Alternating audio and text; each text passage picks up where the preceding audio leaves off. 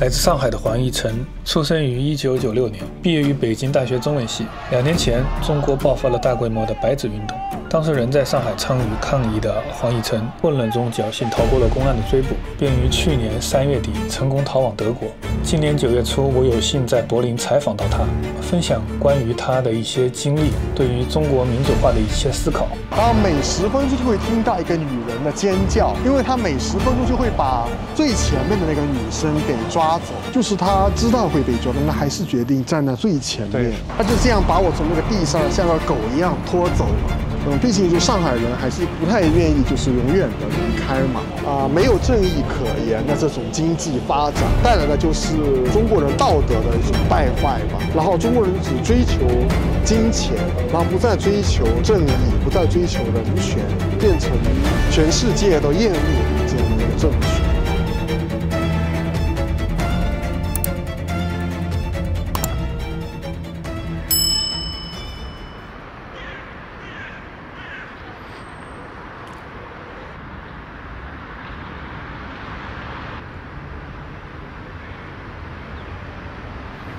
这是一个德国的一个就是媒体的集团，因为德国最大的媒体集团，它叫阿克塞尔斯普林格嘛。然后它现在有一个就是 Axel Springer Freedom Foundation 自由基金会。它专门资助这一些在德国的来自世界各个这个专制国家的意见人士。今年是有一个活动，看这边就是柏林墙的遗址嘛。柏林墙今年是35周年，柏林墙倒塌正好35周年，也是个大日子了。也是6·4的35周年，所以我们要就是做一个6·4文物展，和周峰所老师的这个人道中国。合作的，我们展览是在柏林议会展览，在议会里面，在议会前面那个广场，面向大众了还是？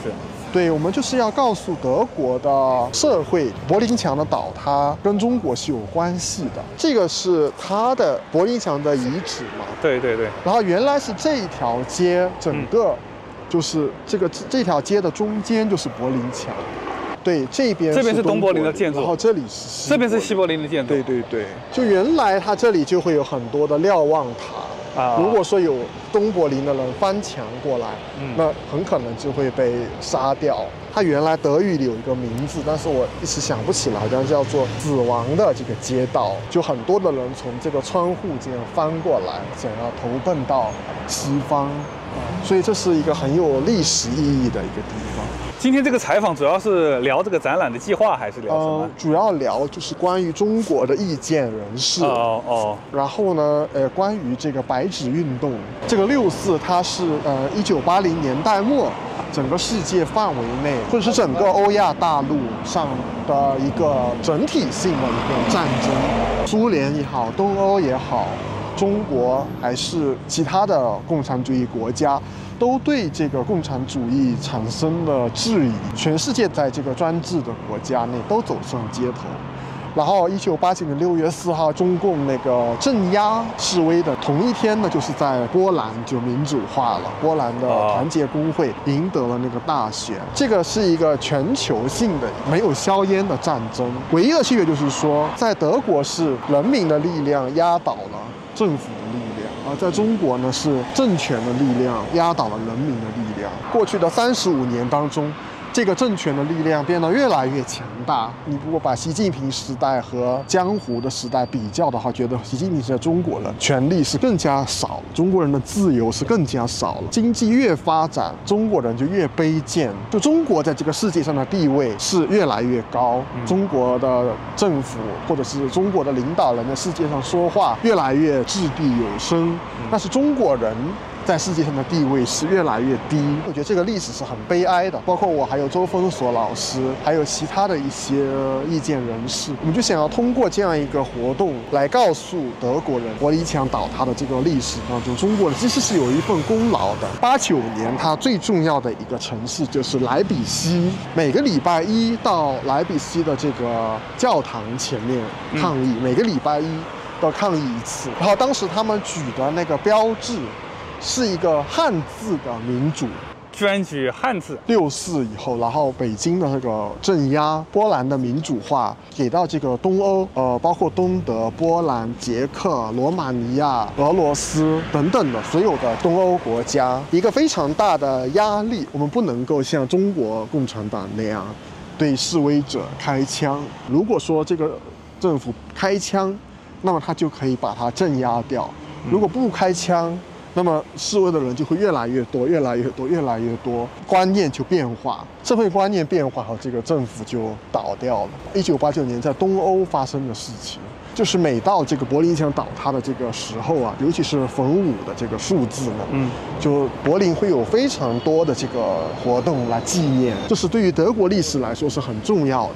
然后我是2014年呢，我在北京大学那个中文系念书，然后在这个学校里面呢，就是有一个马克思主义学会，当时我参加过这样一个组织。我们当时是一种左翼的学生的运动，其实也没有做多少事情，但是最后这个组织就是被镇压了。我对这个政权所有的没有任何幻想。对，其实你们这个类似于社团或者是这样一个组织，都是叫马克思，但是还是没办法在中国这个现状下存在，因为我们是那种比较原教旨主义的，对，就是我们会读马克思的著作啊，《资本论》啊。还有恩格斯啊，我们觉得这个事情能够改变社会嘛，就去参加。其实我没有参加太多的活动，我只是偶尔会去参加一些。但是这些人我都认识。毕业以后，我也是做了一段教师，就是中学教师。中学教师。就是我当时也在想，就是说要出来，就是到国外待几年。我也没想到，就是说要永远的留在国外。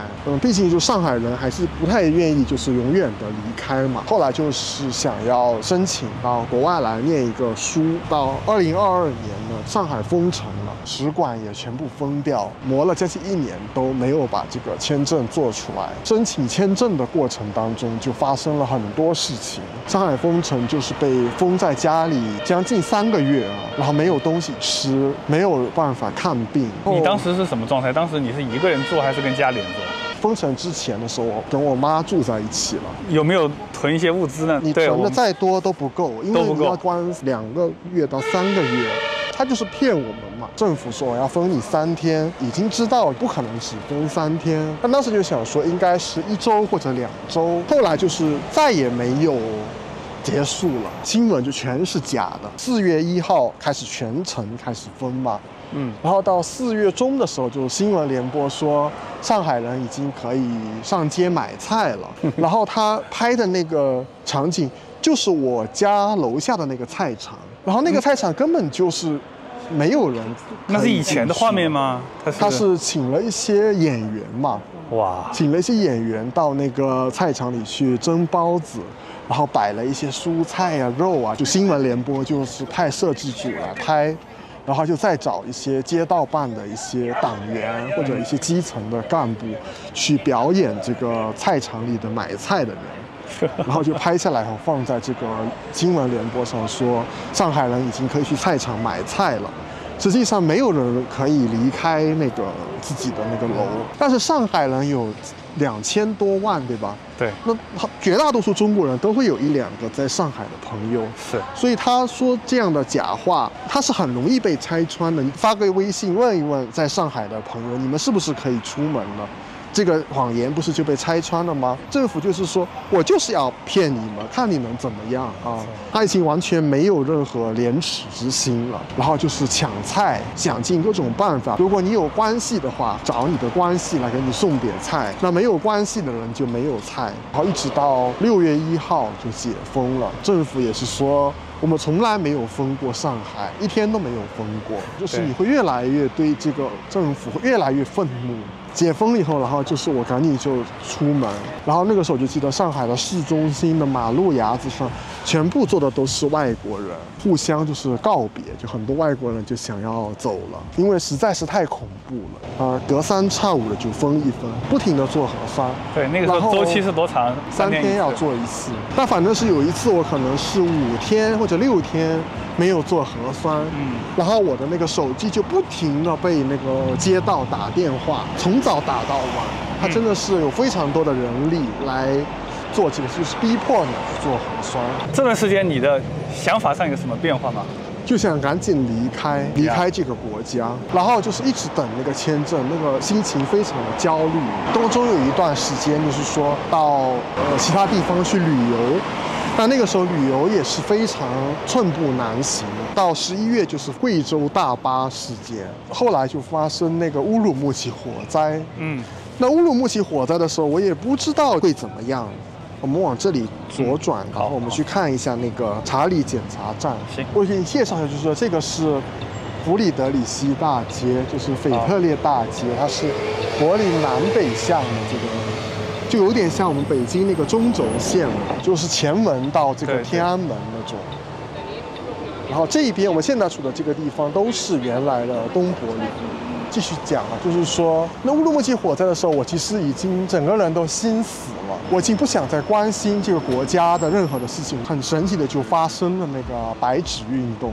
白纸运动一开始是有一个重庆有一个超人歌，然后后来就发生了那个南京传媒学院女生开始举白纸，然后是清华的学生开始举白纸。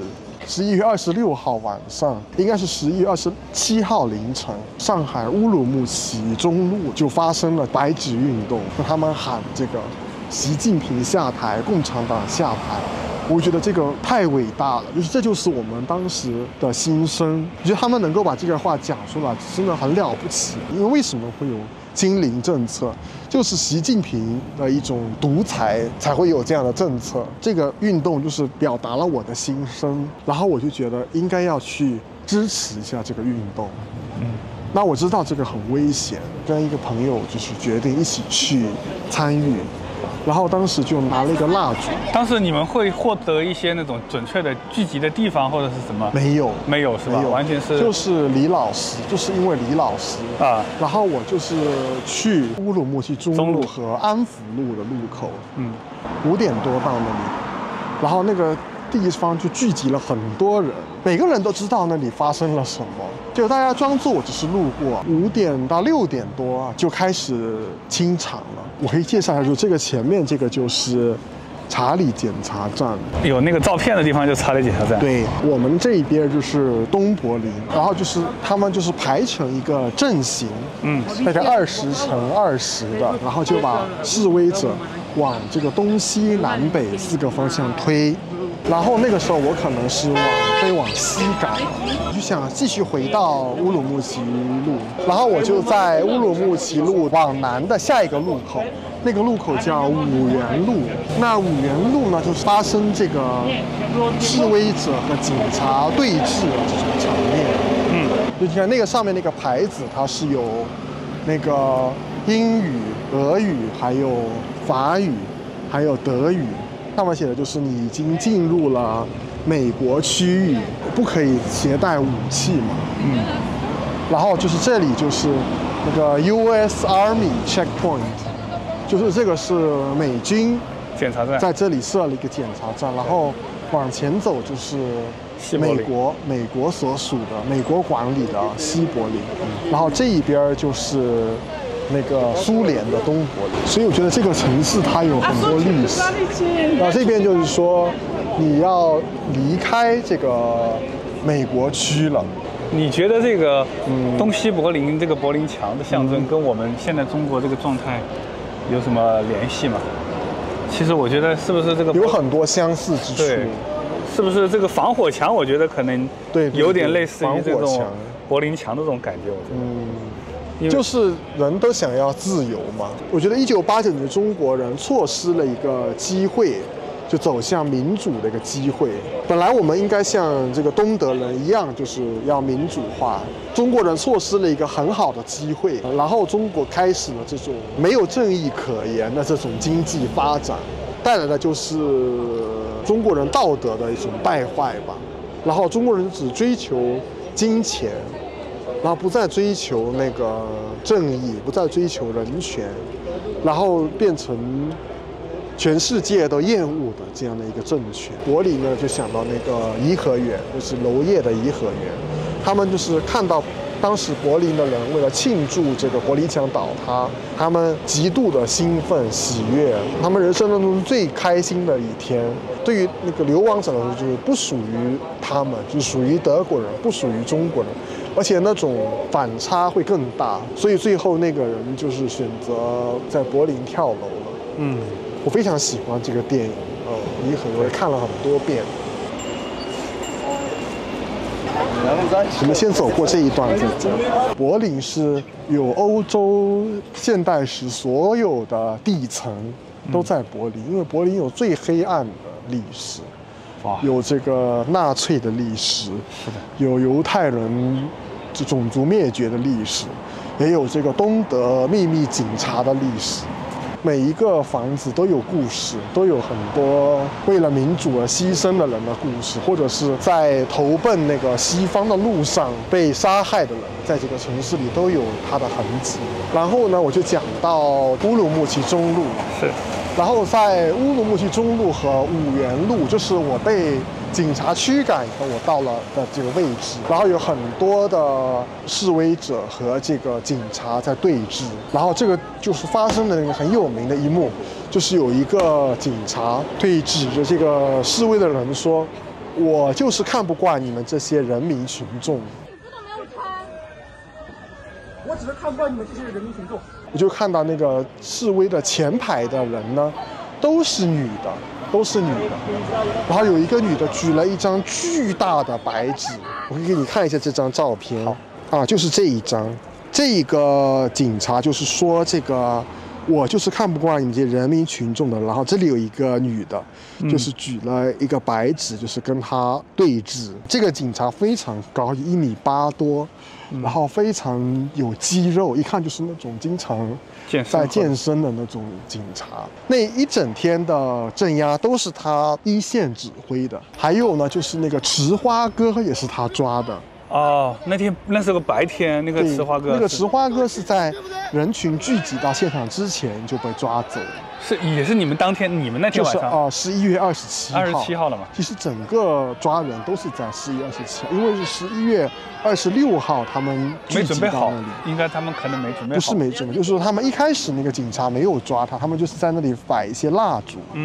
开始抓人的可能是已经到第二天的凌晨了，就是已经过了12点。对他们还不散，就是2点多、3点多开始抓人了。到第二天天亮了以后，这个场地就清空了，然后到白天就抓了池花哥，然后到了傍晚，就是我到现场的时候，然后呢，我就跟那个女生说，不能站在这么前面，这样是很危险的。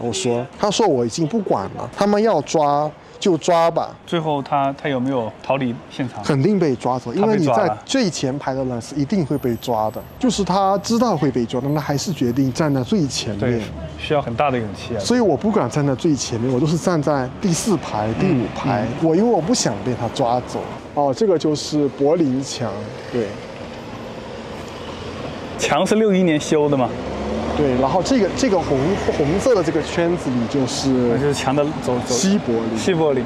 其实很多人不知道的话，以为西柏林是跟西德挨在一起，实际上西柏林是完全被东柏林包围的。对，西柏林是一个飞地嘛，东德对，它是一个飞地。然后这边就是柏林墙了。这个往南西柏林，往北是东柏林。可以看得出来，东柏林的房子比较密，有点像那种苏式的建筑。对，有点像。你看这种房子，对。东柏林就像北京，西柏林就像巴黎。墙把这个人被封锁在那个社会主义的这种牢笼里面。我们继续走，然后前面是那个有一个抗争的纪念。这里有一个好大的气球。对，这个就是我们刚才那个基金会的球，它上面写的那个 Welt 就是 world， 就是世界的意思。OK， 就是世界报。因为我刚刚来柏林的时候，这个世界报曾经给我一个整版的报道，是很可怕，很可怕。然后我就一直站在后面，然后我在那里拍照，拍完照那个现场它就是有成百辆的警车，以乌鲁木齐中路和安福路作为一个中心点，然后东南西北全部都是密密麻麻的警车，也有那个大巴，还有开会的车，就是上面有那个会议桌的那种车，还有那个信号屏蔽车。你们当时确实是没有信号了，没有信号，没有信号就很焦虑了。现场我去拍这些照片，拍完以后我就往南撤到淮海中路个那个美国驻上海领事馆。哇！到美国驻上海领事馆要走大概1刻钟才能够接到手机信号，然后我就把我的照片都发给李老师。就是我当时跟李老师的聊天记录，也可以给你看一下，就很有历史意义的。你看，这是2022年11月27号，我给李老师发的。我说路口被封锁，然后我给他发了一些照片。这一张是他发在他的时间线上的。对，这个我看到过。这个就是我拍的，就是你看他所有的都是警车。这个是在安福路的东边，就这个就是前一天的示威的点。就是他这里有一个人写了一个要艺术自由，然后当时是那一天晚上的所有的封锁的地方。这是你画的吗？对，灰色的就是它封锁了，然后你看它封锁了很多地方。这个劳拉超市是第一天示威的地方，这一条就是五原路，然后五原路的东边就是被封锁了，还有就是在这个地方也有封，这个地方就是有一个聂耳巷，也有很多人被抓，两边是绿的，当中是灰的，就是警察把这个路两边一封，然后里面的人就出不来，瓮中捉鳖了。有7个地方是封锁了。还有酒店，我记得很清楚，因为我就是在还有酒店被抓走的。当时被抓走了，我被抓走了。那天晚上就是每大概10分钟就会听到女人的尖叫，因为我在后面，我也看不清楚前面发生了什么，因为他每10分钟就会把最前面的那个女生给抓走。站在前排的都是女生为主吗？还是基本上前面的都是女的啊，然后就是后面的就会跟这个警察质疑，就是说。你们为什么要抓人？那个警察就说我们没有抓人啊，就他们在掩饰这个抓人的这个事实了。持续的抗议当中，就是我在现场就认识了一些白人，然后我就问他说：“你们是为什么过来？”他们就是说啊，我们只是来这里喝点酒啊，因为那个乌鲁木齐中路很多酒吧嘛。他说我们都知道这里发生了什么，而且我们都很支持。然后这边就是他的1953年起义的那个。现场，这个就是他的一个壁画，这个是共产党政府画的，他这里写了社会主义，你看那上面有 socialism， 然后还有那个 Deutsche Demokratische Republik 德意志民主共和国。很讽刺，就是说这个画里画的是，你看人民在示威，那实际上真的人民示威的时候。那些人就在这个广场上被杀害了。我们可以看一下这个广场，就是那里写着1953年6月17日，告诉我617事件。就这是一张当时的一个历史照片，标志就是 Platz des Volksaufstandes 人民起义广场。还有告诉你为什么会发生这个游行。德国人觉得纳粹是失败了，斯大林的这种统治比纳粹还要没有自由。对，就是在这个广场上，有这么多人聚集在这。然后当时他们就是在这里被杀死。他们说我们要自由，我们要 free elections， 要这种自由的选举，然后会有一个大罢工。跟中国一样，就是坦克，然后这些人民就是用火去阻挡军队啊。最后，社会主义统一党统治到1989年的秋天，所以我就觉得，你看德国人他要反对专制，他是从53年就有这个上万人搞这个运动，到89年才真正成功。所以中国可能是更慢。德国它的历史有分权的那个传统，那中国就几千年它一直是中央集权，所以中国人要争取民主就更难。掌权的人不愿意交出他的权利，不愿意把权利还给人民。我们继续走，然后呢，就是在撤退的时候啊，我就跟很多的人一起喊放人，放人，放人。但是我非常激动，我就喊得特别响。我那个时候并没有在第一排，因为我走的有点慢，就只走在第2排。站在前面的一个警察，就是他戴着一个耳麦，然后他对着那个耳麦说了一个话，反正说得很轻，可能是说抓他，然后他就手指就点住我。他点住我以后，就后面的那个警察就是一拥而上，把我扑倒在地上，用拳头打，然后用脚这样踢，然后就是5、6个警察就把我抓起来，人像那个狗啃泥一样，他把我的腿搬到上面来啊，哇！然后头是朝下的。上海那个地面不是像德国这样很光滑，它是那种水泥地，下巴就是在那个水泥上这样拖走的。然后下巴上都是血，他就这样把我从那个地上像个狗一样拖走了。拖走的时候就是非常恐惧，我就不断的喊救命啊，救命啊！然后没有人来救我，谁敢去救你，他也会被抓走。整个世界就是都颠倒了。然后就在耳边听到那种很模糊的声音，放人，放人，放人，就一遍一遍的那种。然后那个声音就变得越来越模糊，然后那个时候眼镜、鞋都丢了，他就把我甩到那个车上，但是很奇怪，他没有给我们手铐，所有人都没有手铐。很幸运的是，他把我放在那个车停在马路的右边，被放在那个车的第2排，第2排的右侧。Hello，Hello，Hello，Tschüss，Tschüss，Bis bald。我们往右走，那边是在干什么呢？对，那也是一个柏林墙的遗址。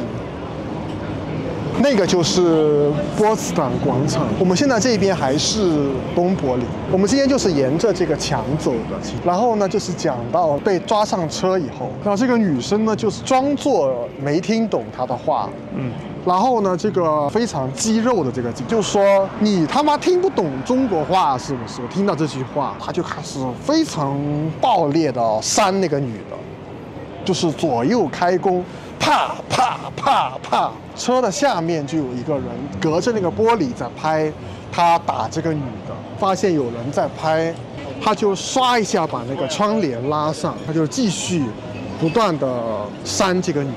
那个不只是那一个女的被打，还有很多女的都在被打。然后我就想说，我无论如何要跑掉。我不知道那个驾驶座上有没有人，因为我眼镜也没有看不见。然后我就想，我是不是能够很轻的、很快的逃出去？当时车门关了吗？没有关，因为他一直敞着，他一直把人从外面带上。哇！我就很轻很轻的站起来，然后蹲着走，我也不敢站起来，就蹲着走，因为我不知道驾驶座上有没有人。然后我就往前走，然后就走到门口，然后就马上就跳下去了。有没有人跟你一起逃？没有，就我一个人跳下去了。就看到那个马路当中，就是有5、6摊的人，每一摊的人呢，就当中是一个被抓住的人。然后旁边就围着7、8个警察，把他们就是打，就是把他压在地上打，然后打完了以后再拖到那个车上。然后我就趁那个警察都在打那些人的时候，我就迅速的从马路的右边刷一下就跑到左边去了。然后跑到左边那个时候，我脸上又是血，然后又没有鞋，我就想我怎么逃出去？然后我就刚好就遇到那个白人了。我说你还记得我吗？他说我记得你。你愿意救我吗？他说救你。他说我知道发生了什么事，你不用解释了。在那个马路左边，他就在我右边，就把我护在里面，带我往前走。然后也跟我说哪里有台阶，怕我摔倒，因为我没有眼镜嘛。然后但脸上还有血，我就跟他说我脸上血多不多？他说挺多的。我们在讲这个话的时候，就是我前面有一个中年人，可能是40几岁的样子。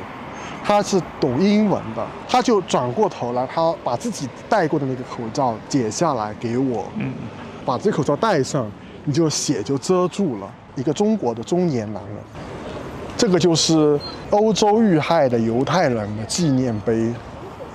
然后这个路名叫汉娜·阿伦特大街，一个犹太的那个女哲学家汉娜·阿伦特，她提出一个叫做平庸之恶嘛，就是说很多的集权政府的人，他只是觉得我只是一份工作嘛，我只是为了钱，为了这份工作去压迫别人，对，他觉得我跟我没有理所应当，我没有关系，这也不是我的决策。这个水泥柱就是代表这种。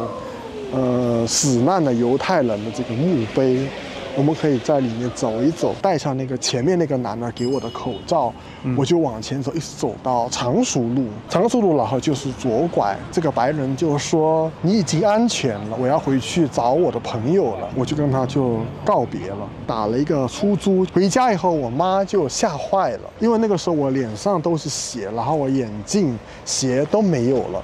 她就觉得说你太疯狂了。怎么能去做这么危险的事情？跟集中营的那种压迫感很像。是的，很压抑的感觉。是。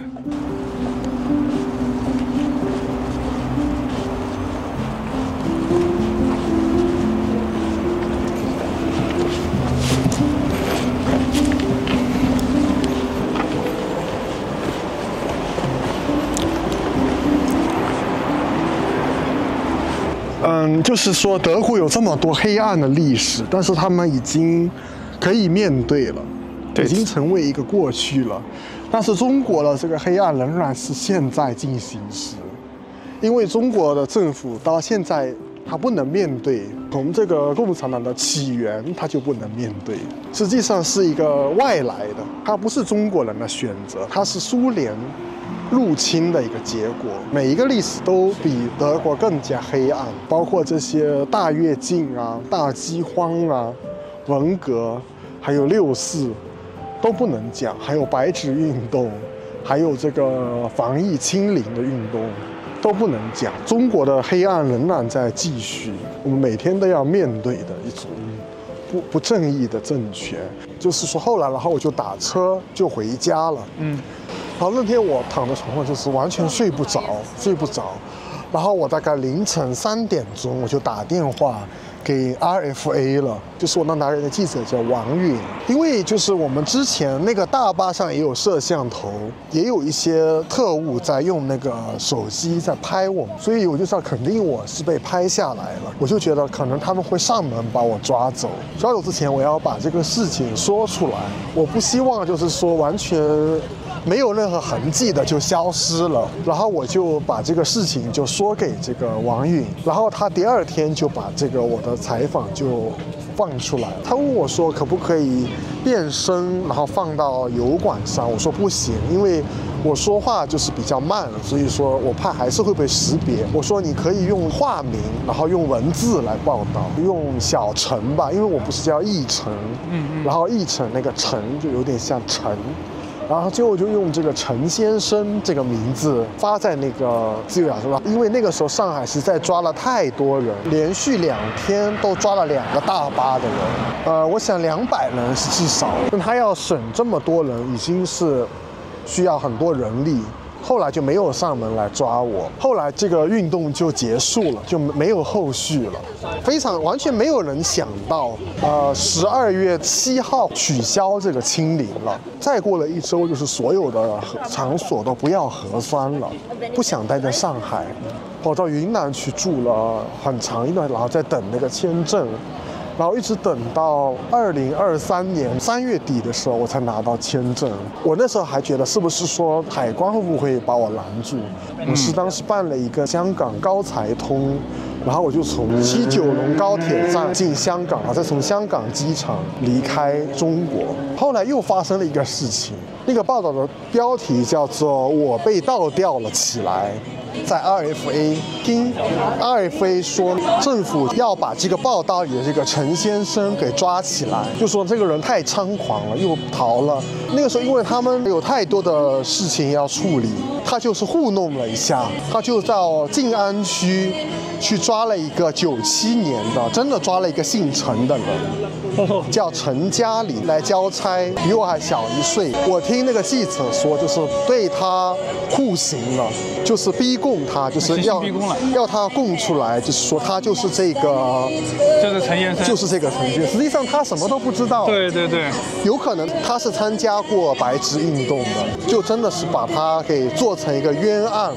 后来我来德国以后，我第一件事就是我打给 RFA， 我说我想要揭露我的这个真实身份。我就知道，就是这个采访做完，我肯定就回不去了，就相当于你公开的反对这个政权了。但是后来我是想了3天，我想这个采访我要做。那个时候还有很多人在坐牢，现在那些人是大多数都放了。所以那个时候我就想，为什么他们在坐牢，而我自由了呢？坐牢的人也可能是我，就是对他们有一种负罪感。我已经出来了，我最多就是牺牲我回国的这个权利。但是我如果说出来后，能够帮助一些人出来，就做了那个采访。做完那个采访以后，那个陈嘉玲就是放了，做他那个冤案的那些警察也被就是处罚了。我听那个记者说是这样的。这个采访做完，我家人啊什么就被骚扰了，所以做完这个采访，我就知道我回不去了。这是在4月初的时候，23年的4月。23年4月初。那你家人受到过多少频次的这种？有一段时间是很多，每大概1-2个星期被叫去谈话，也有上过门，然后也有的时候是坐在公园里，或者把我父母叫到警察局去。有的时候是警察、公安来审，有的时候是国安来审，一直持续到可能到今年6·4的时候还有。先讲一个轻松的 ，OK， 这个就是那个勃兰登堡门，这个就是德国的那个地标，然后这个是叫巴黎广场。巴黎对，虽然是柏林，都是叫巴黎广场。它真的是 Paris， 对，叫 Paris Place， 这里有那个路牌嘛，被贴住了 Paris Place， 就是巴黎广场。对，它这个被人贴了一些标志在这上面，集会示威啊都在这里。我们可以继续往前走，很漂亮。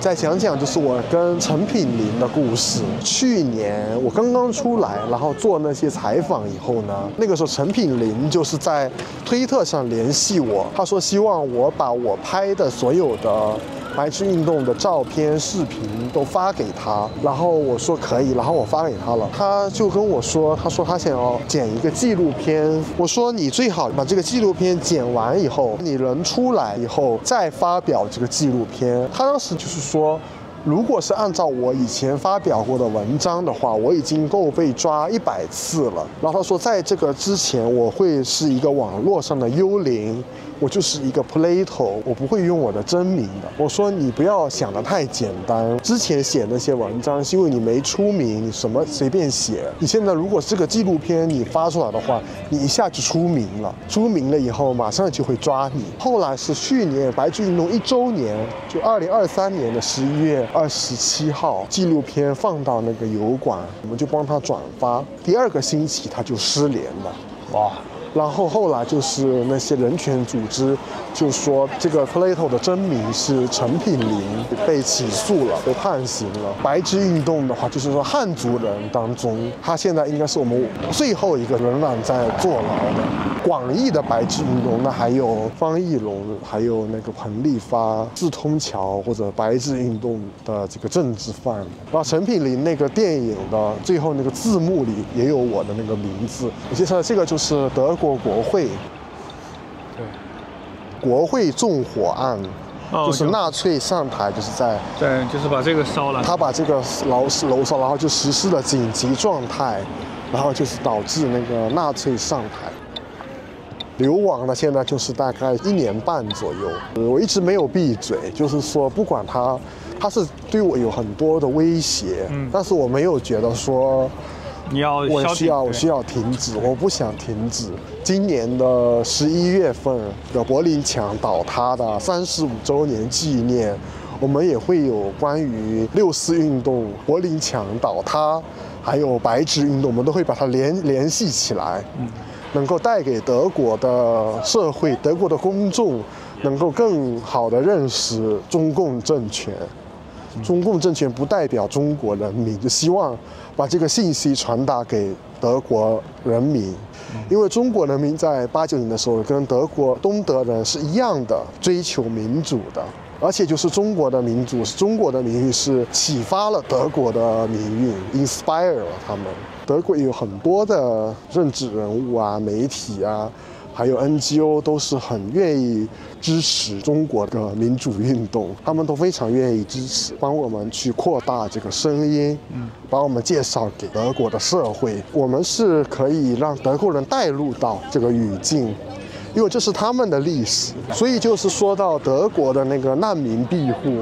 德国应该是2016年那个叙利亚危机，波兰的领导人就是劝那个默克尔不要接收这个难民，但是当时默克尔就说，我永远都想要到墙的那一边去。波兰的那个总统他是把自己带入到自由世界的这一边，但是默克尔是把自己带入到那个极权阵营当中的一个人，因为默克尔是在东德度过自己青少年时期，他会把自己带入为一个难民。对，这个是国会的正面。对，德国的这个难民移民政策就是2016年才开始慢慢放松的，是吧？一直都有，因为德国一直是一个难民之国啊，因为德国的整个的历史是非常黑暗嘛，难民或者说流亡，它是德国文化的基因。因为德国有最好的这个知识分子。最重要的作家、最重要的科学家爱因斯坦，他们都是曾经是一个难民，所以对于德国文化来说，难民是一个很重要的一个题目。就是德国的10个诺贝尔文学奖，有6个是作家是曾经做过难民的。到2战结束以后，那些现在波兰境内的德意志人。逃难到德国了，然后再往后就是东德的这个人逃亡到西德。30年代开始，一直到80年代，就整整的这个50年，从纳粹犹太人的屠杀到东德，我们今天一路走过来就看了这些历史，对吧？对。每一个这种黑暗的历史，每一个人权的灾难，它都会伴随着那个难民，还有流亡，还有庇护，对于他们来说是很常见的事情。那你现在已经是对，我是难民，对，我是难民。然后我想什么时候申请的呀？就是今年申请。今年去年你还没有正式没有正式申请。你觉得你未来有什么具体的方向吗？我在这里现在是有在念书，做这个学术研究方面的政治活动，我也会坚持做，因为我觉得白纸运动是一个很重要的事情。我觉得未来是会写在中国历史里面的。白纸运动就是把这个中国问题的症结给点出来，这也就是为什么政府这么恐惧白纸运动，这么恐惧白纸运动被人民讨论。现在会不会有一些想家或者想家人？有一点，但是我觉得这是没办法的事儿，就是这就是命吧。我觉得我们的命就是，会这个颠沛流离啊，或者流亡啊。这我们也是在做一个很有意义的事情，包括你也是，你做一个这种纪录片，发出这种民主的声音。那我是在守护中国的一个历史，就是我作为一个白纸运动亲身经历、亲眼见证这个运动的一个人，我有这个责任去刷新、去维护这个历史。有的时候我会去联合国做一些游说，在联合国为一些中国政治犯，就是声援一些政治犯。还有呢，我们在这里有一些政治的组织，有各种各样的活动不管是我在这里的，还是在其他的一些欧洲国家，大家都有很丰富的生活，然后也有很多志同道合的朋友。政治上的压力是有，但生活上的压力相对于在中国就减轻很多，不会有那么内卷，压力感会少很多。可以利用这里的一些自由还有开放的这种社会环境去做很多的事情，所以我挺喜欢这里的。然后我们还有在做这个白纸运动海外社群，我们可能有10个国家了，互相联动，然后一起做活动，比如说声援陈品林这些活动，我们都是一起做的。所谓的星星之火可以燎原嘛，觉得我们坚持下去会带来一些改变的然后也希望就是能有更多的人来参与我们这个活动。Reisen sind nur in das sozialistische Ausland möglich. Der Staat kontrolliert die Medien. Freie Wahlen gibt es nicht. Die Staatssicherheit überwacht die Bevölkerung. Sie observiert, denunziert, erpresst. Wer eine von der Parteilinie abweichende Meinung auf Protest. Das Ringen um die beste Lösung